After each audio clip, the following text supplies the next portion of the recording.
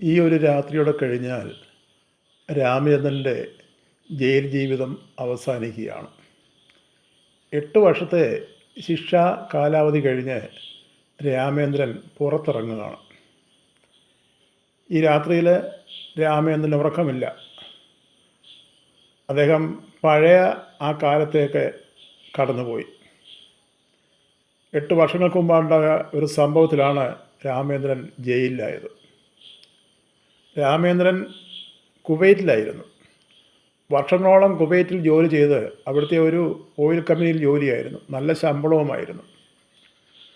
ആവശ്യത്തിലധികം സമ്പാദിച്ചു. അങ്ങനെയാണ് അവസാനം രാമചന്ദ്രൻ തീരുമാനിച്ചത് ഇനിയും നാട്ടിൽ പോയി ഭാര്യയോടെയും മകളോടെയും ഒന്നിച്ച് ജീവിക്കാമെന്ന്.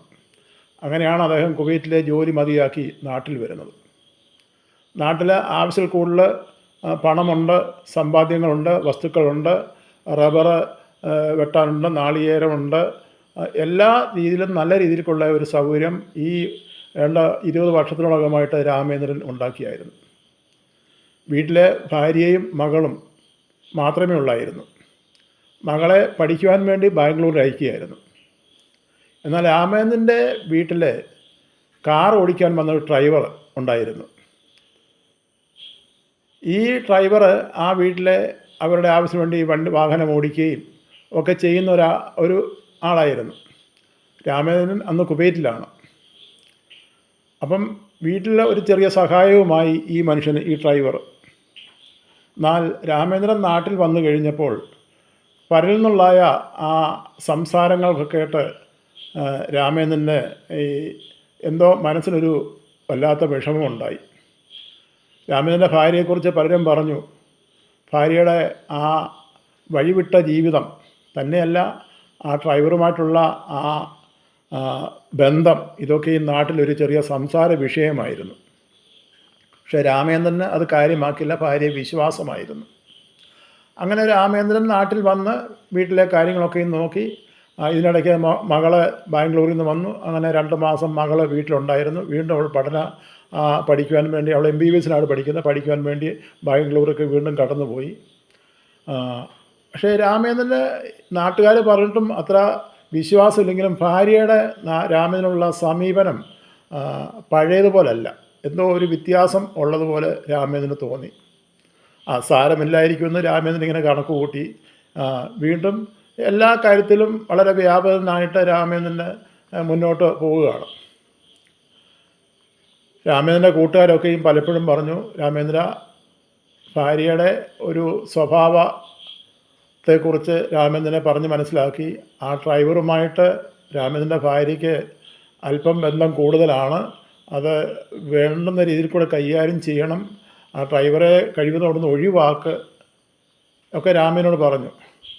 അപ്പോൾ ഇതൊക്കെ മനസ്സിൽ വെച്ചുകൊണ്ട് ഒരു ദിവസം ഈ രാമചന്ദ്രൻ ഭാര്യയോട് പറഞ്ഞു, ഇവിടെ ഇപ്പം ഞാനുണ്ടല്ലോ, നമ്മുടെ വാഹനം ഓടിക്കുവാനും നമ്മുടെ കാര്യങ്ങൾ നടക്കുവാനൊക്കെയും ഞാനും ഉണ്ടല്ലോ. ഇനിയിപ്പം ഡ്രൈവറുടെ ആവശ്യമില്ലല്ലോ. എന്തൊരു ആവശ്യം വന്നാലും ഞാനല്ലയോ വണ്ടിയും കൊണ്ട് പോകേണ്ടത്. അതുകൊണ്ട് നീ ഒരു കാര്യം ചെയ്യും, നമുക്ക് ഡ്രൈവറുടെ ആവശ്യമില്ല. ഡ്രൈവറെ നമുക്ക് പറഞ്ഞു വിടാം. അവന് വല്ലതും കൊടുക്കാനുണ്ടെങ്കിൽ കൊടുത്തിട്ട് ഇനി നമ്മുടെ ഡ്രൈവറുടെ ആവശ്യം ഈ വീട്ടിലില്ല. അപ്പോൾ ഭാര്യ പറഞ്ഞു, അതല്ല, ഡ്രൈവർ നിൽക്കട്ടെ, നമുക്കെന്തെങ്കിലും ആവശ്യമുണ്ടെങ്കിൽ നമുക്ക് വേറൊരു സഹായത്തിൽ വേറെ ആളെ വിളിക്കണ്ടായല്ലോ എന്നൊക്കെ പറഞ്ഞു. രാമചന്ദ്രൻ്റെ വാക്ക് ഭാര്യ അത്ര കാര്യമാക്കിയില്ല. അപ്പോൾ രാമചന്ദ്രന് സംശയം കൂടി. കാരണം ആ ഡ്രൈവറെ പറഞ്ഞു വിടാത്തതിനുള്ള കാരണം രാമചന്ദ്രൻ ഇങ്ങനെ തർക്കിക്കൊണ്ടേയിരുന്നു. അങ്ങനെയാണ് രാമചന്ദ്രന് ഒരു ദിവസം ഈ രാമചന്ദ്രൻ തന്നെ വാഹനവുമായിട്ട് ഏതോ ആവശ്യത്തിന് വേണ്ടി പോയിച്ചു വന്നപ്പോൾ വീടിൻ്റെ അടുക്കാറായപ്പോഴാണ് വണ്ടിക്ക് എന്തോ ഒരു കംപ്ലൈൻറ്റ്, ഒരു ട്രബിൾ പോലെ തോന്നി. പെട്ടെന്ന് അടുത്തുള്ള വർക്ക്ഷോപ്പിൽ കൊണ്ട് കാണിച്ചും പറഞ്ഞു, അല്പം താമസമുണ്ട്, അത് ശരിയാക്കി തരാം സാറേ എന്ന് പറഞ്ഞു. അപ്പം രാമചന്ദ്രൻ കണക്ക് കൂട്ടി, ഉച്ചയായല്ലോ, ഞാൻ ഇനിയും വീട്ടിൽ പോയി ആഹാരം കഴിക്കാം, അവിടെ നിന്ന് അല്പം ദൂരമേ ഉള്ളൂ. അപ്പം രാമചന്ദ്രൻ ആ വർക്ക്ഷോപ്പിൽ ആ കാർ ഇട്ടിട്ട് വീട്ടിൽ നടന്നു വരികയാണ്. വന്ന് വീടിൻ്റെ ഗേറ്റ് തുറന്ന് അകത്ത് കയറിയപ്പോൾ അനക്കവും മെനക്കവും ഒന്നുമില്ല, ആരെയും കാണാനില്ല. അപ്പോൾ രാമചന്ദ്രൻ ഓർത്ത് വീട്ടിലെന്തെങ്കിലും ജോലിയോ കാര്യങ്ങളോ വല്ലതും ആയിരിക്കും, അല്ലെങ്കിൽ പിന്നെ ഡ്രൈവറും കാണില്ല, അവനെന്തെങ്കിലും സാധനം വാങ്ങിക്കാൻ എല്ലാം വെളിയിൽ പോയതായിരിക്കും എന്ന് കരുതിക്കൊണ്ട് രാമചന്ദ്രൻ കഥ തുറന്ന് അകത്ത് ചെന്ന് നോക്കിയപ്പോൾ ആരെയും കാണില്ല. അകത്തെ മുറിയിൽ ചെന്നപ്പോൾ മുറിയിൽ ചെറിയൊരു കുശുകുശുപ്പ് കേട്ടു. പെട്ടെന്ന് രാമേന്ദ്രൻ അല്പനേരം ശ്രദ്ധിച്ച് അവിടെ നിന്നു. അപ്പോൾ മനസ്സിലായി അത് ഡ്രൈവറുടെ ആ അകത്ത് ആരോ ഉണ്ട്, ഡ്രൈവറുടെ സംസാരമല്ല കേൾക്കുന്നതെന്ന്. പെട്ടെന്ന് രാമേന്ദ്രന് കതക് തള്ളി തുറന്ന് നോക്കിയ കണ്ട കാഴ്ച നാട്ടുകാർ പറഞ്ഞ് ശരിയാണെന്ന് അന്നേരം രാമേന്ദ്രന് മനസ്സിലായി. സ്വന്തം ഭാര്യയുടെ കിടപ്പുമുറിയിൽ ഒരു അന്യപുരുഷൻ നിൽക്കുന്നത് കണ്ടപ്പോൾ രാമേന്ദ്രൻ്റെ രക്തം തിളച്ചു. അവിടെ ഇരുന്ന ഒരു കുപ്പി ഉണ്ടായിരുന്നു. ആ കുപ്പി ഭിത്തിയിൽ അടിച്ച് പൊട്ടിച്ചിട്ട് രാമൻ ഓടിച്ചെന്ന് ആ ഡ്രൈവറെയും കുത്തി, രാമേന്ദ്രൻ്റെ ഭാര്യയെയും കുത്തി. രണ്ടുപേരെയും കുത്തി കീറി അവിട്ട്.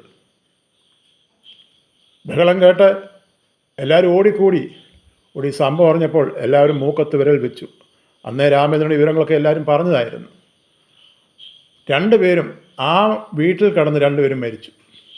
പിന്നുള്ള ബാക്കിയുള്ള നിയമ നടപടികളൊക്കെയാണ് പിന്നെ നടന്നത്. അങ്ങനെ രാമേന്ദ്രൻ ജയിലിലായി.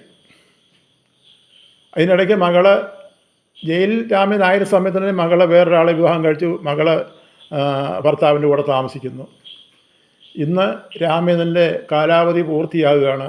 വീട്ടിലോട്ട് മടങ്ങിപ്പോകണോ, വീട്ടിൽ ചെന്നാലുള്ളതായ കാര്യങ്ങൾ എങ്ങനെ നാടിനെ അല്ലെങ്കിൽ പൊതുവിനെ എങ്ങനെ അഭിമുഖീകരിക്കുന്നുള്ളതായ പ്രയാസമാണ് രാമേന്ദ്രൻ്റെ മനസ്സിൽ കൂടി ഇങ്ങനെ ഓടിക്കൂടിപ്പോയത്. മകൾ അതിനുശേഷം രാമേന്ദ്രനെ വിളിക്കുകയോ കാണുകയോ ചെല്ലുകയൊന്നും ചെയ്തിട്ടില്ല. അപ്പം രാമേന്ദ്രൻ ചിന്തിച്ചു ഇനിയും വീട്ടിലോട്ട് പോകുന്നില്ല എന്നുള്ള തീരുമാനത്തിൽ രാമേന്ദ്രൻ ഇരുന്നു.